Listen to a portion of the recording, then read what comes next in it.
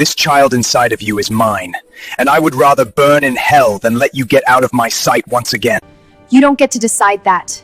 You don't get to walk back into my life after... Everyone in the tavern scrambled away from them, sensing the alpha was barely holding on to his control. Juno looked at him defiantly, even though her hands trembled and her knees threatened to give out. You don't get to decide that, she said. You don't get to just walk back into my life after. But the world tilted suddenly. The exhaustion she'd been fighting for months, the stress, the heartbreak, the weight of carrying a child while working herself to the bone. It all crashed down at once. The last thing she heard was Christian's panicked voice calling her name as darkness claimed her. Christian Viermont, first in line to the Silver Throne and alpha of the Silvermoore pack, didn't play by the rules. He was known throughout the territories as cold, calculating, and utterly ruthless when necessary. He had been raised to rule, trained from childhood to one day take his father's place as king of the most powerful pack in the realm. Yet, even Christian Viermont could not defy the moon goddess when she bent him to her will. It all started with a prophecy meant for the alpha, instructing him to marry a Noctryss maiden. And not just any maiden, but Juno Zane, an orphan cast into suffering by her stepmother. But this is not where this wonderful story of love and sacrifice truly begins. Let me take you back to the very beginning, to a time when the moon goddess still walked among her children, and the world was young. If you're enjoying this story of forbidden love and ancient prophecies, hit that subscribe button, and let me know in the comments where you're watching from. Long, long ago, when the moon goddess still blessed the lands with her gifts, she sent down a tribe unlike any other. They were called the Noctryss, and they were born with a rare gift known as the Moonbind. This was the ability to walk the edge between wolf and man without losing themselves to the beast. While others surrendered fully to their animal nature during the blood moon, the Noctryss remained lucid, aware, in control. They could command their wolves instead of being commanded by them. At first, this made them invaluable to all the packs. They served as judges when disputes arose, as emissaries when peace needed brokering, and as guardians of the sacred rights that bound the wolf world together. No alpha was crowned without a Noctryss present to verify the blessing of the moon goddess. No war began without their approval and blessing. And that was the beginning of the fear. The Noctryss were not the strongest wolves physically. They were not the loudest or the most numerous. But they held something more dangerous than brute strength. They held influence. They held the power to legitimize or delegitimize any alpha's claim to power. And in a world built on dominance and hierarchy, that made them a threat. During a brutal era of pack wars, when blood soaked the forests and alphas rose and fell like the phases of the moon, a prophecy surfaced. It was whispered first by rival seers, then amplified by ambitious alphas hungry for an excuse to consolidate power. From the Noctryss womb shall rise a wolf who bows to no crown. The prophecy itself was vague, open to interpretation. But power-hungry leaders twisted it into something sinister. They claimed the Noctryss were breeding king's layers, that their control over the beast was unnatural, and went against the moon goddess's design. They argued that no wolf should deny the moon its madness, that the loss of control during transformation was sacred, a gift, not a curse to be overcome. The truth was simpler and more damning. The Noctryss had refused to bless a war they knew would shatter the packs forever. A coalition of alphas wanted to wage a campaign of conquest that would have consumed every pack in blood and fire. The Noctryss withheld their blessing. They chose peace over obedience. The alphas called it betrayal. They called it treason. On a night later known as the Sundering Moon, the ruling packs united not to stop a threat, but to erase one. They came in the darkest hours before dawn, when even the Noctryss were vulnerable. The Noctryss lands were burned. Their sacred groves were desecrated. Their histories were struck from records, and their names forbidden in polite company. Those who survived were marked with ash sigils, brands burned into their skin that marked them as unclean blood, as abominations. They were driven to the furthest borders of the wolf territories, to lands no one else wanted, and a law was forged in fire and blood. No alpha shall take Noctryss blood as mate, lest the pack be cursed with weakness and their line be broken. The curse was a lie, but the law was brutally real. Generations passed. The Noctryss became a ghost story, a cautionary tale told to young wolves about the price of defying the natural order. But they survived in their exile, and they still carried the gifts in their veins. Unbreakable self-control during the full moon. Wolves that listened instead of raged. An instinct to challenge authority when it strayed toward tyranny. They did not seek thrones or power. They wanted only to exist, to preserve what remained of their ancient ways. Centuries later, a prophecy came again from the moon goddess. And this time, for Silvermoore and its people. It began with his father, King Lucien Vermont. The king had always been a formidable wolf, strong and decisive, a leader who had brought Silvermoore to unprecedented prosperity. But in recent months, he had grown pale and weak. The court physicians could find nothing wrong, no poison or disease, yet Lucien faded like a flower cut from its stem. Then the king's trusted seer, an ancient woman who had served the Vermont line for decades, came to him with a vision that shook the foundations of everything Silvermoore stood for. The seer spoke of a prophecy revealed directly by the moon goddess. She spoke of a coming war, a darkness that would consume not just Silvermoore but all the packs. Enemies long thought defeated were stirring at the borders, forming alliances, gathering strength. And at the center of the coming storm was a terrible truth. The Vermont line was cursed. The curse had been laid generations ago by the Noctryss themselves, a final act of defiance during the sundering moon. One day, when the Vermont bloodline was at its peak, when they believed themselves untouchable, the curse would activate. The king would sicken and die, and war would come to consume everything they had built. There was only one way to break the curse. The heir to the silver throne must take a Noctryss maiden as his bride, uniting the bloodlines that had been severed, healing the wound that had festered for centuries. Only then would the curse lift. Only then would the Vermont line survive what was coming. King Lucien called a council immediately. He stood before his advisors, his wife Queen Jael, and his son Christian, and he spoke the words that would change everything. Christian will marry a maiden of Noctryss blood. The council erupted in chaos.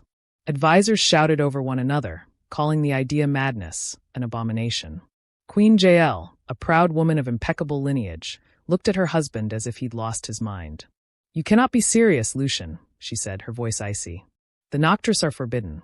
The law will be our death if we do not act," Lucien interrupted, and for a moment, the king they all remembered flashed in his eyes. "I have seen what is coming. Our enemies have not forgotten the old ways. They have found a way to turn our own arrogance against us. The curse is real, and it will destroy us unless we break it." Christian had said nothing during the chaos. He simply stared at his father, his expression unreadable. When the room finally quieted, he spoke. "And if I refuse?" Lucien met his son's eyes. "Then you condemn not only yourself, but every wolf in Silvermoore. The visions are clear, Christian. Without this union, our line ends. Our pack falls. Everything we have built turns to ash." Christian's jaw tightened. He had never wanted to marry for political reasons, had always believed he would choose his own mate when the time was right. But he was his father's son, raised to put duty above personal desire. "Then I will do as you command," he said finally. "But know that I do this for Silvermoore, not for some ancient superstition." The next challenge was finding a Noctryss maiden willing to enter Silvermoore. After generations of exile and persecution, the Noctryss had no reason to trust the very pack that had led the charge against them during the sundering moon. But word spread through the territories, and eventually it reached the ears of Sabrina Zane, widow of Lowell Zane, the last true leader of the Noctryss. Lowell had died years ago, leaving behind a daughter from his first marriage, Juno. Sabrina had always resented Juno. The girl was a reminder of Lowell's first love, and her beauty and grace only highlighted Sabrina's own insecurities. Sabrina's daughter from her own blood, Becca, was pretty enough, but she paled in comparison to Juno's ethereal beauty. Those gray eyes, that blonde hair like moonlight, the quiet dignity she carried even in rags. When Sabrina heard that Silvermoore was requesting a Noctryss bride, she saw an opportunity. Not for honor or alliance, but for revenge. Revenge against Silvermoore for what they had done to her people, and revenge against Juno for simply existing. "We will send Juno," Sabrina announced to Becca one evening as they sat by the fire. Becca looked up, surprised. "Mother, you cannot mean." "I mean exactly what I say. The Silvermoore wolves want a Noctryss maiden? They shall have one. And when they realize what abominations we truly are, when they see that the old prejudices were justified, they will destroy her. And we will be rid of the reminder of your father's first wife once and for all." Juno had no choice in the matter. She was told she would go to Silvermoore as their representative, that it was her duty to her people. But she saw the truth in Sabrina's eyes. This was a death sentence dressed up as an honor. Still, Juno went. Because for all the cruelty she had endured, she still believed in the old ways. She still believed that the Noctryss had a purpose, a role to play in the balance of the wolf world. And if her sacrifice could somehow bridge the gap between her people and Silvermoore, perhaps her suffering would mean something. The wedding was brief and cold. It took place in the great hall of the Silvermoore Palace, with humans and wolves alike in attendance. It was a modern ceremony in many ways, a public display meant to show that the old laws were being set aside, that a new era was beginning. The Noctryss were allowed to cross into Silvermoore territory for the first time in generations. They came cautiously, waiting for betrayal, but none came. They witnessed one of their own being married to the heir of their greatest enemy. Juno wore a simple white dress, no adornments except for a silver chain her father had given her before he died. Christian wore the formal regalia of his station, all black and silver, looking every inch the prince he was born to be. When they had to dance, tradition demanded Christian take Juno's hand. She extended it, trembling slightly, and watched as he pulled a white handkerchief from his pocket and wiped his palms before touching her, as if she were contaminated. The gesture was small, but it cut deep. Juno kept her face neutral, but inside something withered. So this was to be her life. Married to a man who couldn't bear to touch her without a barrier between them. The ceremony concluded. They were pronounced husband and wife. And that night, Juno was escorted to Christian's chambers, expecting the worst. But Christian didn't touch her. He barely looked at her. He simply pointed to a section of the enormous room that had been curtained off. You'll sleep there. I'll sleep here. We need not interact beyond what is required for public appearances. Do you understand? Juno nodded, relief and hurt warring in her chest. Good. Christian turned away, already dismissing her from his thoughts. But that night, Juno couldn't sleep. She sat by the window, looking out at the moonlit gardens, and she wept quietly. For her father. For her lost freedom. For the life she would never have. Christian heard her. He lay in his bed, staring at the ceiling, and he heard every small sob.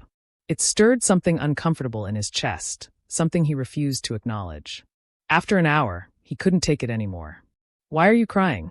His voice came from the darkness, startling her. Juno wiped her eyes quickly. I apologize, my lord. I didn't mean to disturb you. That's not what I asked. She was silent for a long moment. Then, I miss my father. He used to tell me stories about the old days, before the sundering moon.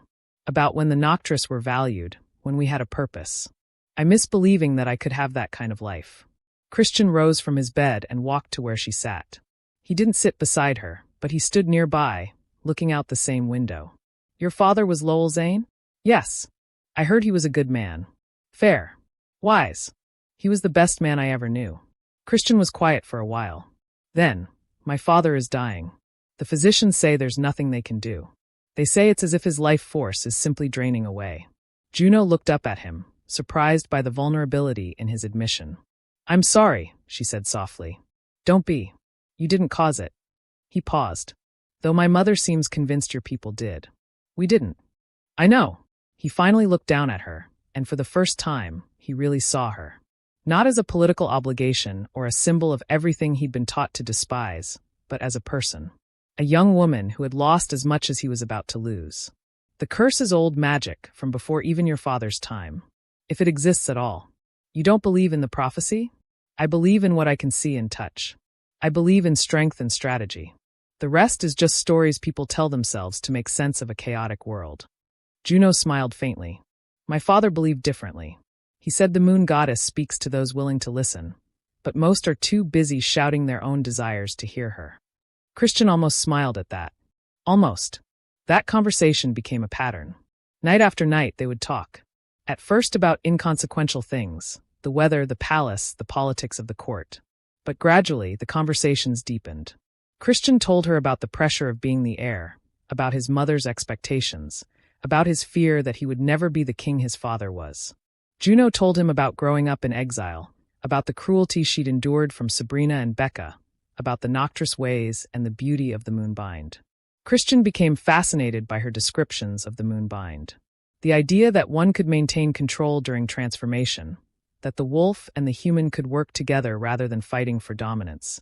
It was everything he'd been taught was impossible. Show me, he said one night. What? The Moonbind. Show me how it works. Juno hesitated. It's forbidden for me to use it here. Your mother made that very clear. My mother isn't here. And I'm your husband. If I command it, You can't be punished. So Juno showed him. Under the full moon, in the private gardens behind their chambers, she transformed. But unlike Christian's transformation, which he described as a violent surrender to the beast, Juno's was fluid, graceful. She remained herself even in wolf form, her gray eyes intelligent and aware. Christian was stunned. He transformed as well, and for the first time, he understood what the Noctryss truly were. Juno's wolf communicated with his through gestures and sounds that were almost like language. She taught him to resist the blind rage, to hold on to his human consciousness even as the wolf took physical form. It was difficult. It went against everything instinctual.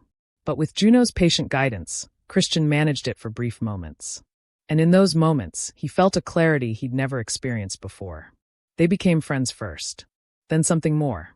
Christian found himself seeking Juno's company not out of obligation, but because he genuinely enjoyed talking to her. She was intelligent, kind, and possessed a strength that had nothing to do with physical power.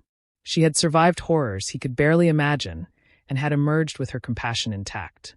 Juno, for her part, discovered that beneath Christian's cold exterior was a man burdened by impossible expectations, trying desperately to be worthy of a crown he wasn't sure he wanted. She saw his loneliness, his isolation, and recognized it because she felt it too. The night Christian marked her was not planned. They had been practicing the moonbind together, and something shifted. The bond between them, which had been growing steadily, suddenly snapped into place with an intensity that took them both by surprise. Christian's wolf recognized Juno's as its mate, and before he could stop himself, he had marked her. When they shifted back to human form, Juno touched the mark on her neck, and Christian looked stricken. "I'm sorry," he said. "I didn't mean, I lost control." But Juno was smiling. "Don't apologize. I wanted this too." And she kissed him, and Christian kissed her back, and for the first time in his life, he understood what it meant to truly love someone. Things changed after that. Christian couldn't bear to be apart from Juno. He gave her a position of influence in the court, allowed her to teach young wolves the ways of the Noctryss. Slowly, grudgingly, the Silvermoore wolves began to respect her. They saw the change in their prince, saw how he valued her counsel, and they began to question the old prejudices. High Queen Jael, however, did not soften. She watched her son fall in love with the Noctryss woman, and it filled her with dread. She began to believe that Juno had enchanted Christian somehow, that this was all part of some Noctryss plot. And when King Lucian finally passed away from his long illness, dying peacefully in his sleep, Queen Jael's suspicions crystallized into certainty. The funeral was a somber affair. All of Silvermoore mourned their king. Christian stood stoic throughout the ceremony, but Juno saw the grief in his eyes. She stood beside him, offering silent support, her hand in his. But 3 days after the funeral, Juno was passing by the Queen Mother's chambers when she heard voices. She shouldn't have stopped. She should have kept walking. But she heard Christian's voice, and then her own name, and she couldn't help but pause. "Christian, please, you must listen to reason." That was Jael's voice, desperate and urgent. "Your father's death was too convenient. The girl arrives, you marry her, and within months he's dead. The Noctryss are known for their dark arts." She could have cursed him. "Mother, that's ridiculous. The physicians said father died of natural causes. The physicians don't understand Noctryss magic. Christian, I'm begging you. You need a proper queen, someone of royal blood, someone who can give you strong heirs. The Eastern tribe has offered Princess Laura. She is beautiful, accomplished, of impeccable lineage. She would be perfect for you." There was a long pause. Juno's heart pounded as she waited for Christian's response. "Laura is acceptable," Christian said finally, his voice measured. "I'll consider the option." Juno didn't wait to hear more. She fled, her heart breaking into pieces. Acceptable. He'd called Laura acceptable. After everything they'd shared, after the marking, after the nights spent in each other's arms, she was so easily replaced. She ran to their chambers and began packing what few belongings she had. Her hands shook as she stuffed clothes into a bag. She'd been such a fool. Of course, Christian didn't truly love her. She was Noctryss filth, good enough for a political arrangement, but never good enough to truly be his queen. When Christian returned to their chambers an hour later, Juno was gone. He searched the palace frantically, but she had vanished. He questioned the guards, the servants, anyone who might have seen her, but it was as if she had simply disappeared into thin air. Days turned into weeks.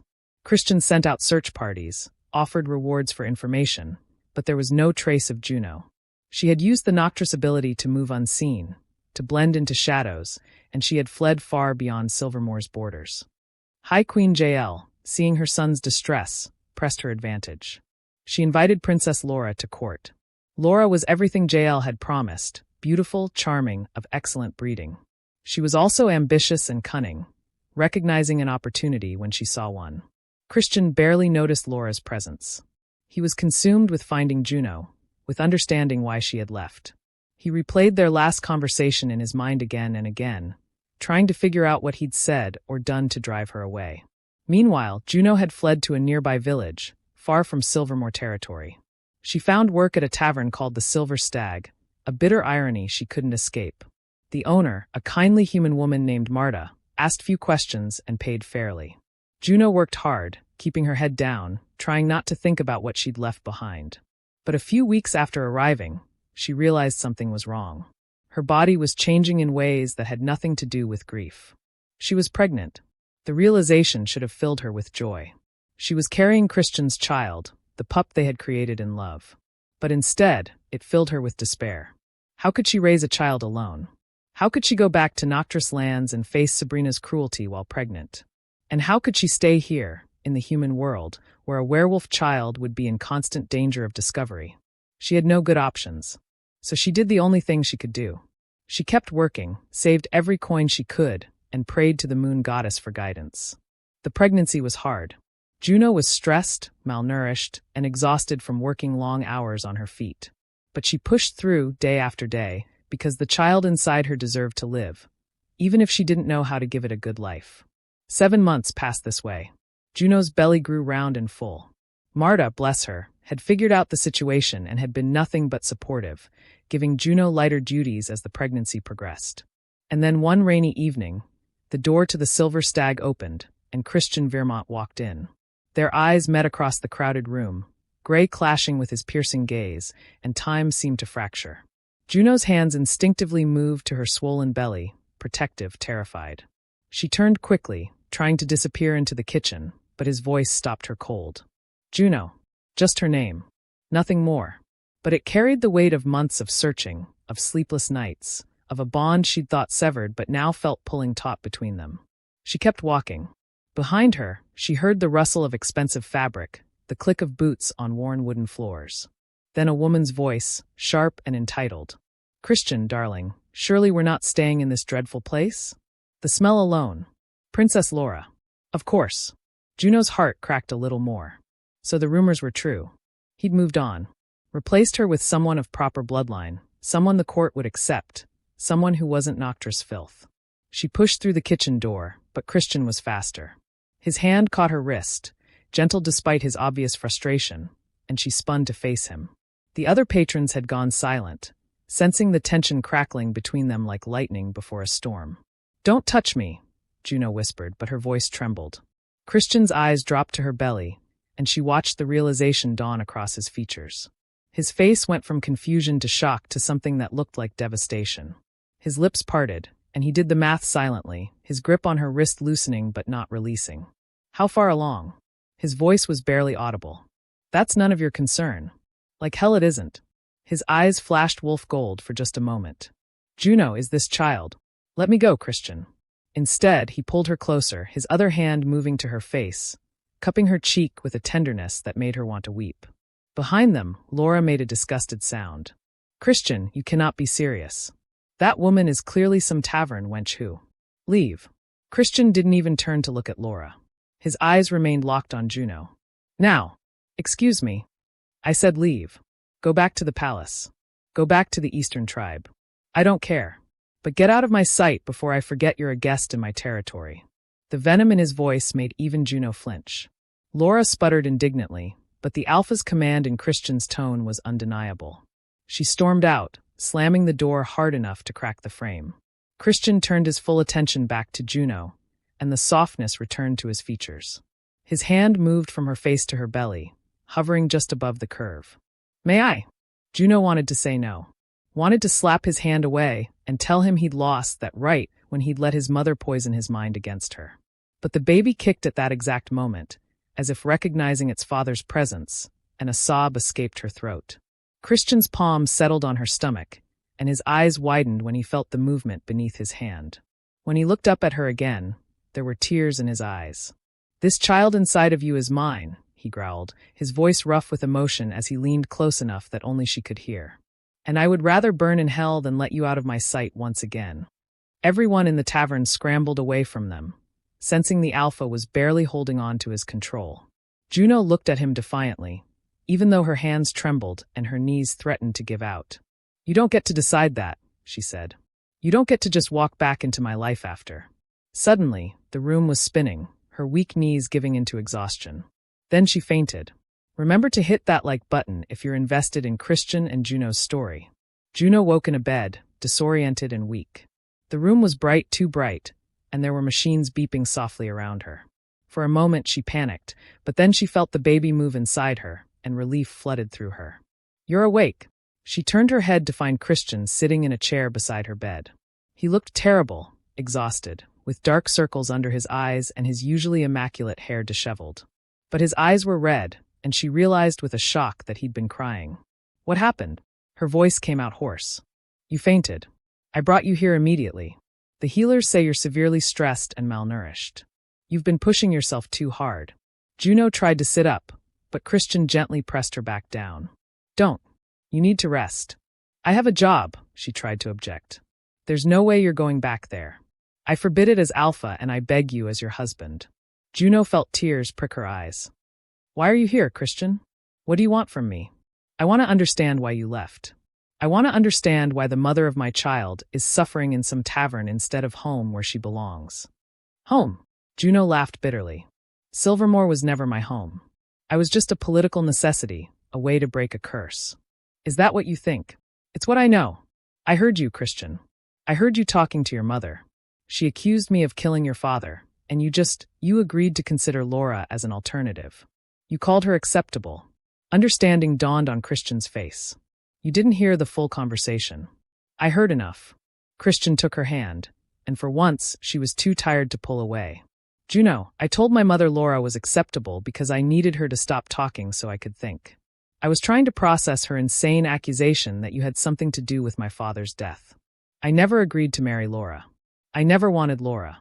But the engagement my mother arranged without my consent, the one I've been trying to get out of since the moment you disappeared." Christian's grip on her hand tightened. "Juno, I've spent the last 7 months searching for you. Every day. Every night. I've neglected my duties, ignored my mother's demands, and driven my advisors half-mad because all I could think about was finding you and bringing you home. But you're engaged to Laura. And that ends today. I don't love Laura. I don't want Laura. I want you, Juno. I fell in love with you months ago, and I've been an idiot for not making that clear enough that you couldn't doubt it." Juno wanted to believe him. She wanted it so badly it hurt. But fear held her back. "How can I trust that? How can I trust that you won't change your mind when your mother pressures you again? I'm Noctryss, Christian. Your people will never fully accept me. Our child will be half Noctryss. The court can go to the deepest parts of hell if they don't accept my family." Christian's voice was fierce. "I don't care about bloodlines or politics or what the court thinks is proper. I care about you. I care about our child. And I will burn down anyone who tries to come between us." A healer entered then, a kind-looking woman. She smiled at Juno, but her expression was serious. "My lady, I'm glad you're awake. We need to discuss your condition." "What's wrong?" Christian asked immediately. The healer glanced between them. "Your wife is severely undernourished and exhausted. The stress she's been under has weakened her considerably. She needs complete bed rest for the remainder of her pregnancy, proper nutrition, and as little stress as possible. The pup is strong, but if she continues at this pace, I'm concerned about both their health." Christian's face went pale. He looked at Juno, and she saw real fear in his eyes. "Whatever she needs, she'll have it," he said firmly. The healer nodded and left them alone again. Christian stood and paced the room, running his hands through his hair. "I can't believe you've been living like this, working yourself to death while carrying my child. If I'd found you sooner. It's not your fault. It is my fault." He turned to face her, and she saw tears on his cheeks. "It's my fault because I didn't make you feel secure enough in my love that you would stay. It's my fault because I let my mother's poison go unchecked.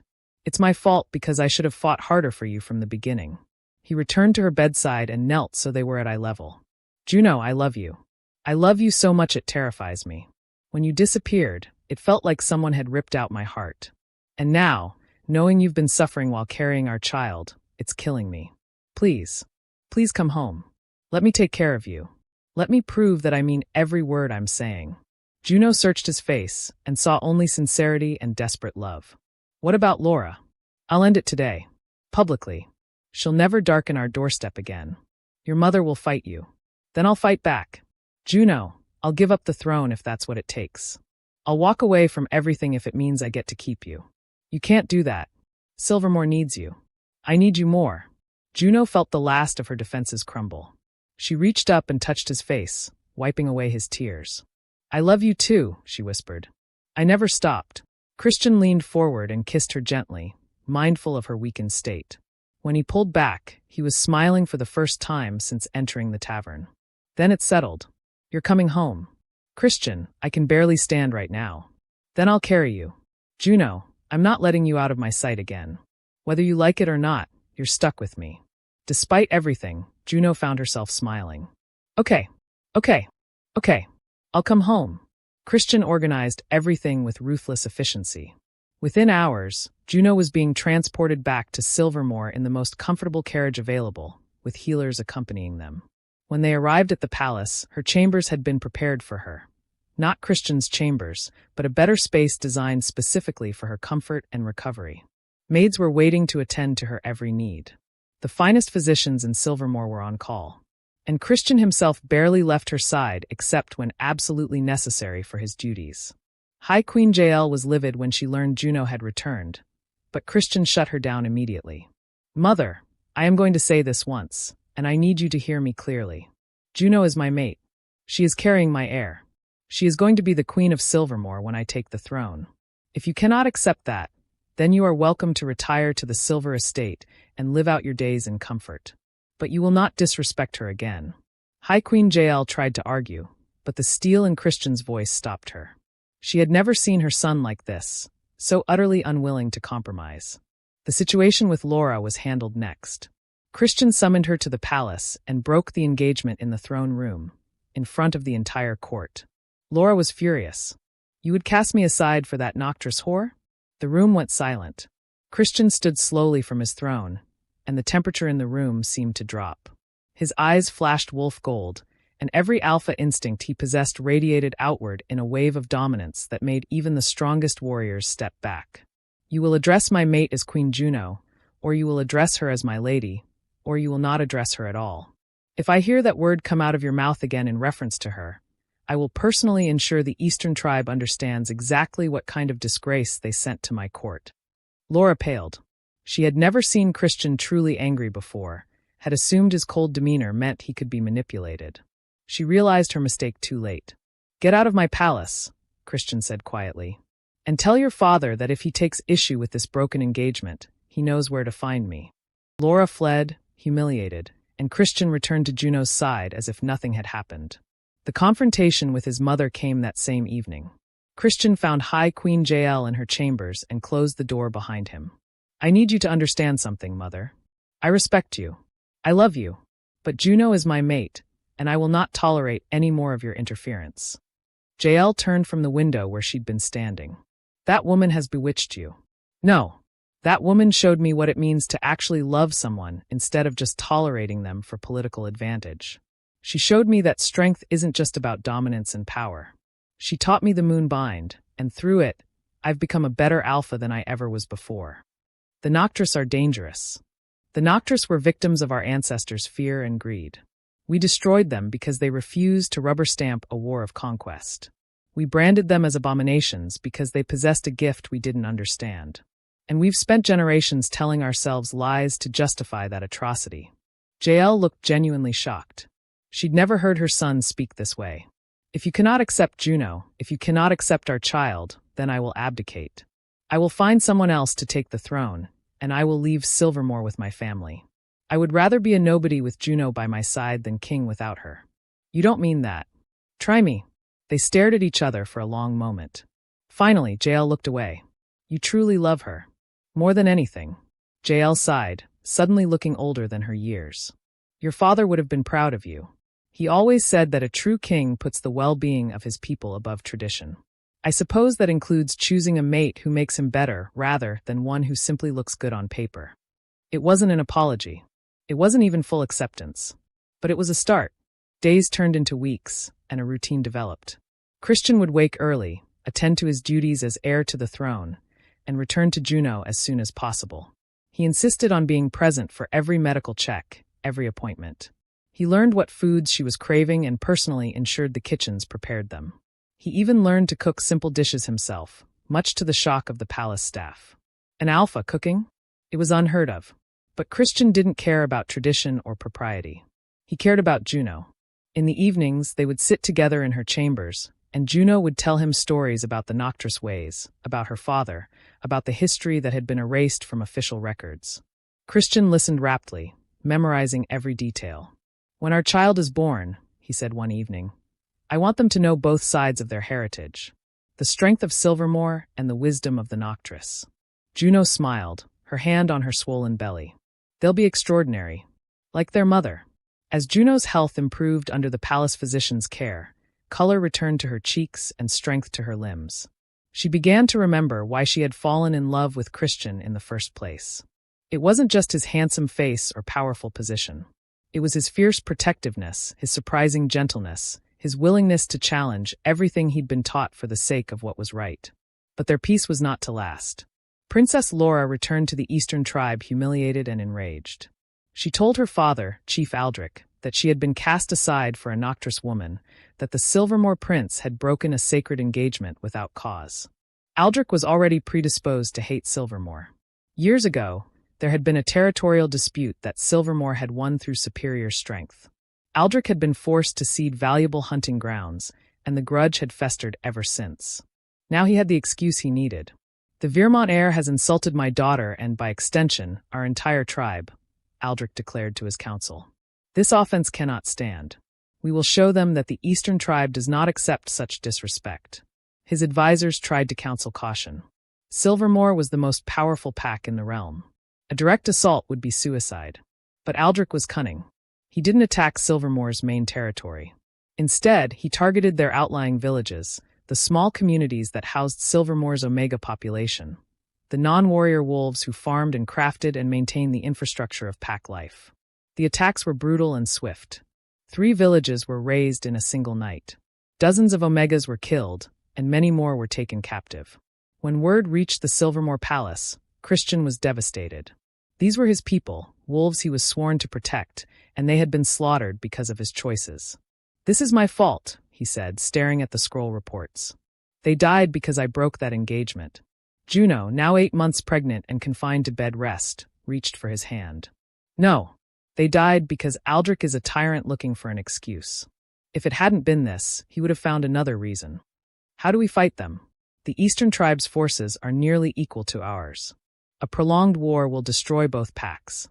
That night, Christian came to Juno's chambers looking exhausted and defeated. He sat beside her bed and put his head in his hands.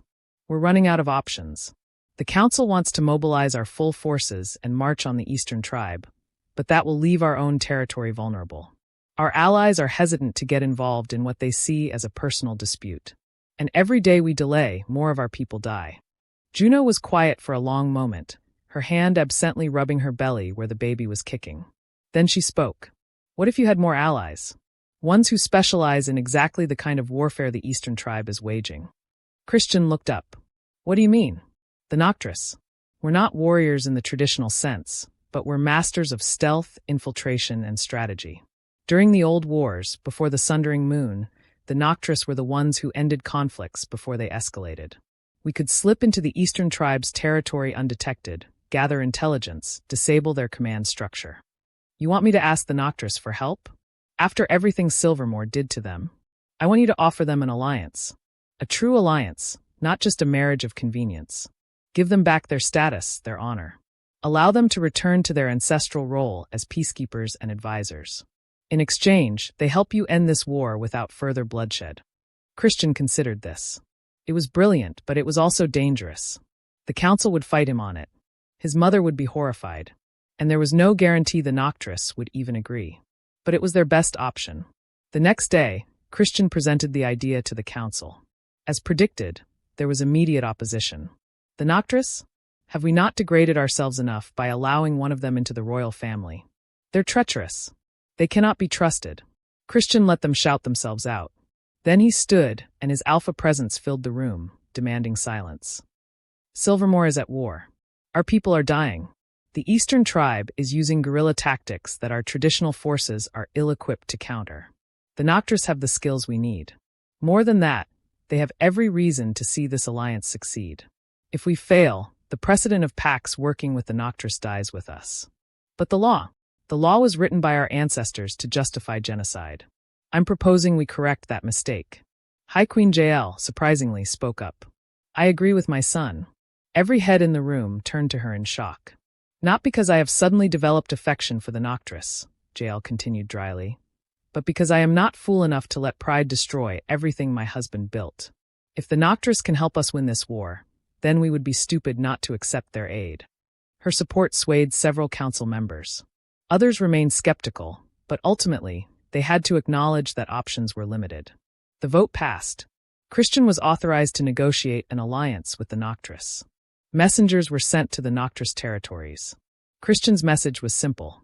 Silvermoore seeks to right an ancient wrong. We offer alliance, restitution, and restoration of the Noctryss to their rightful place among the packs. In exchange, we ask for your aid against a common enemy. The Noctryss Council debated for 3 days. There was deep mistrust. How could they believe Silvermoore's promises after generations of persecution? But there were also pragmatists among them who recognized an opportunity. If they helped Silvermoore win this war, it would prove their value to all the packs. It could be the beginning of true acceptance. In the end, they agreed. But they sent one condition back with Christian's messenger. Juno must speak for us in Silvermoore's court. We will trust no one else to represent our interests. Christian brought the message to Juno immediately. They want you to be their representative, he said. But you're so close to giving birth. I don't want to put that stress on you. Juno smiled. Christian, I've been preparing for this my whole life. My father raised me to be a bridge between the Noctryss and the other packs. This is what I was meant to do. Are you sure? I'm sure. The Noctryss arrived at Silvermoore 3 days later. It was the first time in generations that they had been officially welcomed into another pack's territory. They came cautiously, wary of betrayal, but they came. Juno, despite her advanced pregnancy, met with their leaders immediately. She assured them of Christian's sincerity and outlined the plan. The Noctryss would send small teams into Eastern Tribe territory. Using their ability to move undetected and maintain control during transformation, they would gather intelligence on troop movements, supply lines, and leadership locations. Then they would strike strategically, not to kill, but to disable and demoralize. The plan was elegant in its simplicity.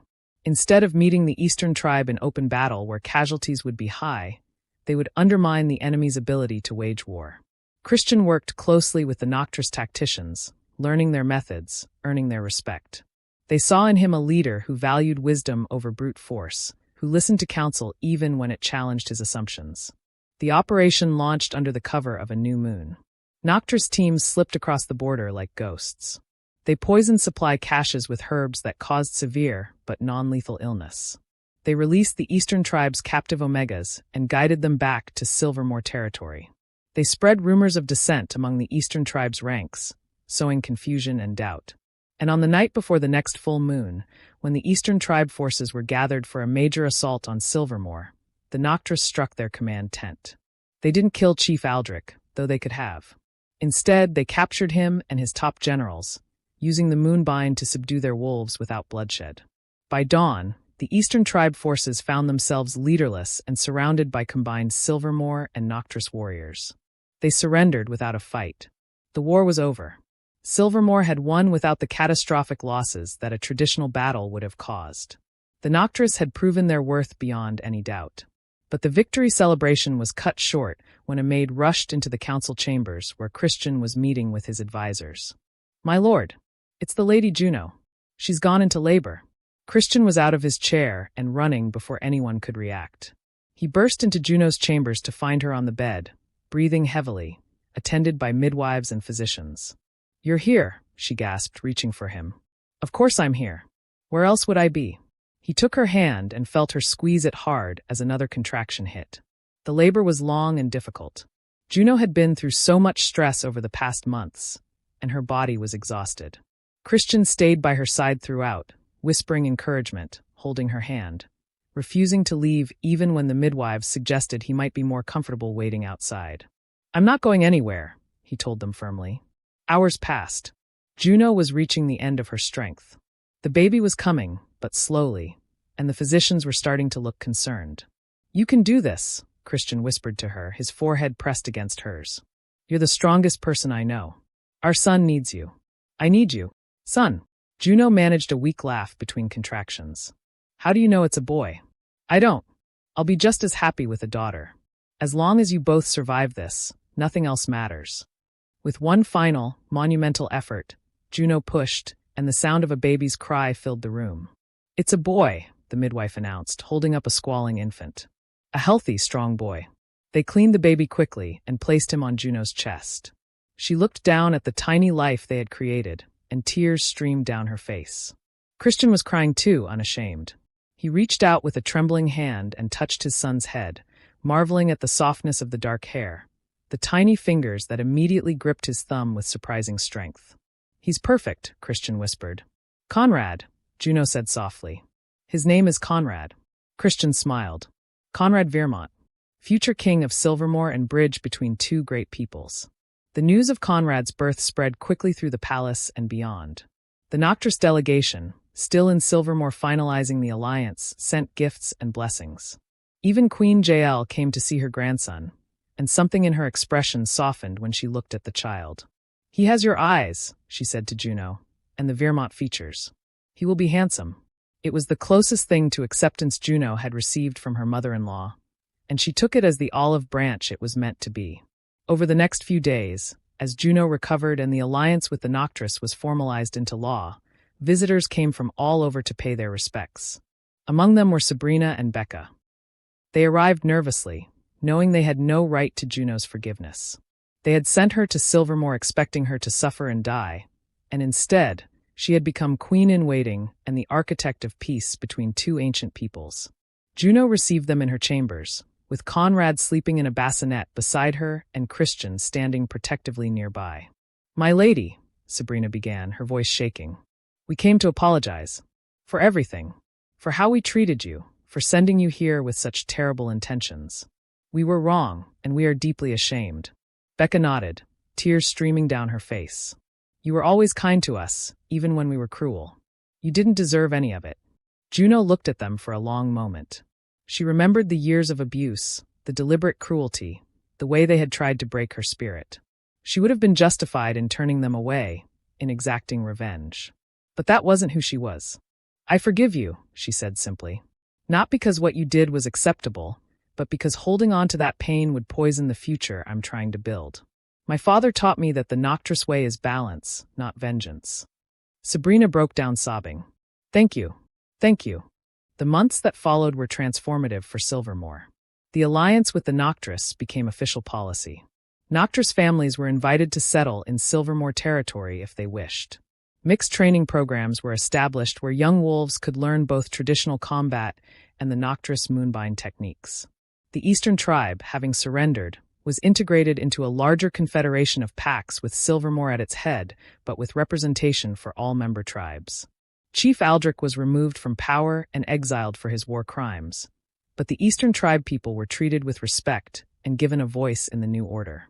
Juno became increasingly involved in governance as Christian prepared to take the throne. She established schools where young wolves could learn the old histories, the true histories that had been suppressed for generations. She worked tirelessly to dismantle the prejudices against the Noctryss, one mind at a time. Christian watched her blossom into her role and fell more in love with her every day. She was brilliant, compassionate, and possessed a moral courage that he strived to match. Little Conrad grew strong and healthy. He showed signs of both his heritages, the physical strength of the Vermont line and the unusual control and awareness that marked the Noctryss. When he was old enough to shift for the first time, he did so with a grace that amazed even the eldest Noctryss observers. He will be a great king one day, Juno said, watching their son play in the gardens. He will, Christian agreed. But that's a long time from now. For now, he's just ours. In the distance, they could hear Conrad's laughter as he played with some of the Noctryss children, who now lived freely in the palace grounds. The sound was pure joy, untainted by old hatreds or ancient prejudices. This was the future they had fought for. A future where bloodline didn't determine worth, where old wounds could heal, where love could bridge divides that had seemed insurmountable. Christian took Juno's hand and raised it to his lips. "I love you, Juno Vermont," he said softly. They sat in comfortable silence as stars began to appear in the darkening sky. Their story would be told for generations. Not as a fairy tale, but as a testament to what becomes possible when we choose connection over division, when we choose love over fear. And it all started with a prophecy, a reluctant prince, and a woman who refused to be defined by the prejudices of others. If this story moved you, drop a comment below and let me know what part resonated most with you. Don't forget to subscribe for more epic fantasy romance stories that will keep you coming back for more.